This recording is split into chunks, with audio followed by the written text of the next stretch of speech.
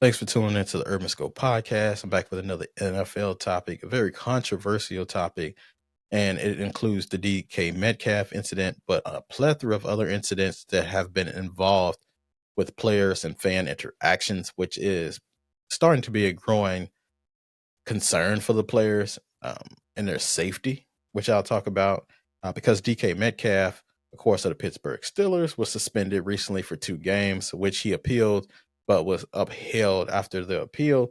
So he will lose over $500,000 and over $45 million in guaranteed money in his contract will be voided, which is a huge deal, especially for him, but for the future of most of these players that's coming up and showing you how you need to conduct yourself, but also how you need to protect yourself from fans and things alike. But we need to talk about the player safety and what the league needs to do in order to protect these players.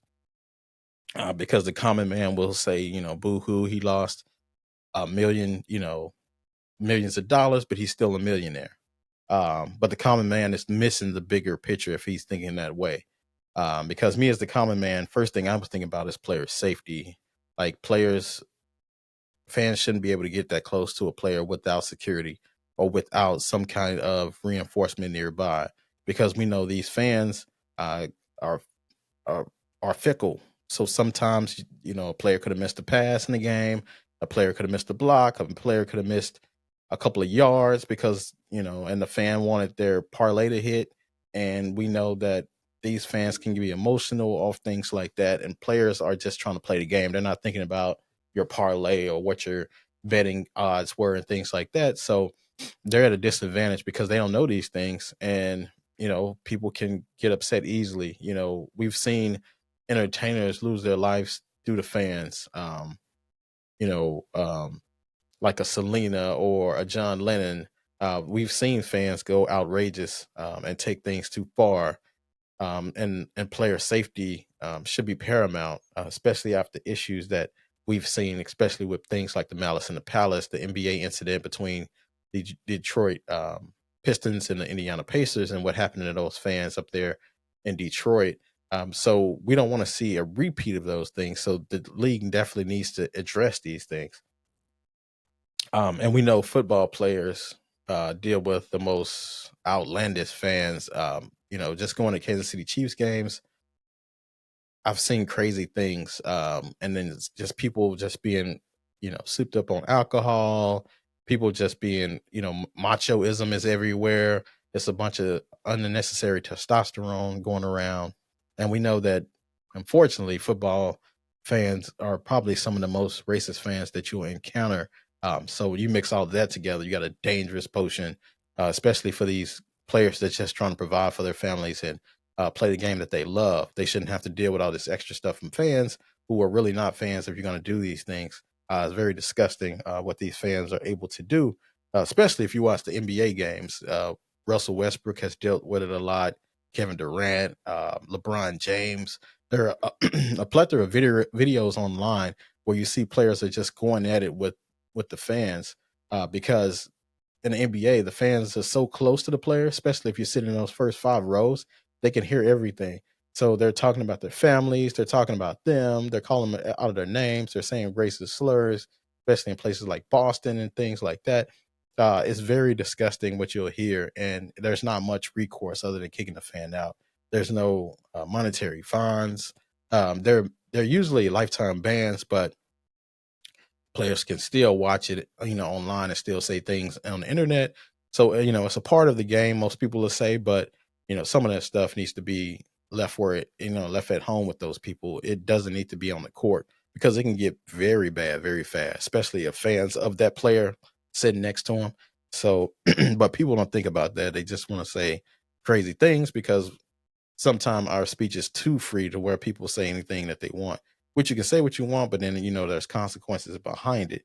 Um, a DK's situation, unfortunately, won't be the last. Wasn't the first and won't be the last, unfortunately, just because of the nature of society we live in and the bigger picture. That the macro perspective of everything. Because just in week one, Lamar Jackson and DeAndre Hopkins were hit in the head by opposing fan. Um, when they were in Buffalo. So it happens a lot. And if you look at the Philadelphia incidences, people are getting tased and things like that. It's just crazy. But that's just the NFL incidents we talked about. The NBA ones and MLB, I'm pretty sure has them. Not but it happens all over the place, and it shouldn't happen. And players are not sympathetic figures because they make so much money, and people think they don't deserve the money that they have because they just play a game, sports, and then they make all this money. But they generate a lot of revenue for these owners. They generate a lot of money off the court and off the field, and they make a lot of sacrifices, like with their eating habits, with working out, putting their body at risk. Especially in football, you can be injured or worse on any play. On every play, it's a collision between dozens of people, and you could be hurt. And it's all entertainment for us watching, but these are people's fathers, brothers, cousins, uncles, and things like that. We're seeing putting their life at risk, but we don't consider those things. And most career jobs that you do, whether it's being a mailman or being um, affiliated with the courts and things like that, it's a risk every day. And we don't make enough money for what we do, but we love what we do because we help the people. And that's what the football players have that same sentiment. Um, they're probably paid a lot more than we are as the average people, but there's nevertheless, they still need safety and they still deserving of safety. One of those guaranteed liberties that we have as an American and as people of society. But people don't see it that way because once you make a certain amount of money, people throw it out the window and use it about money, like that has something to do with your livelihood. But it's just a disgusting thing to see.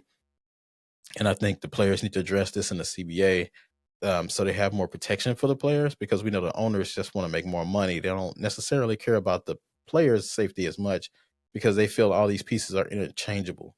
When Tom Brady retired, they really didn't blink an eye. They just went to say, "All right, we're going to crown Mahomes now," and then when Mahomes leaves, they're going to crown the next guy. So they see it as just pieces on the puzzle, and nobody's really valuable as much, and they really don't care about the player's safety, at least from what they're showing in these CBA agreements.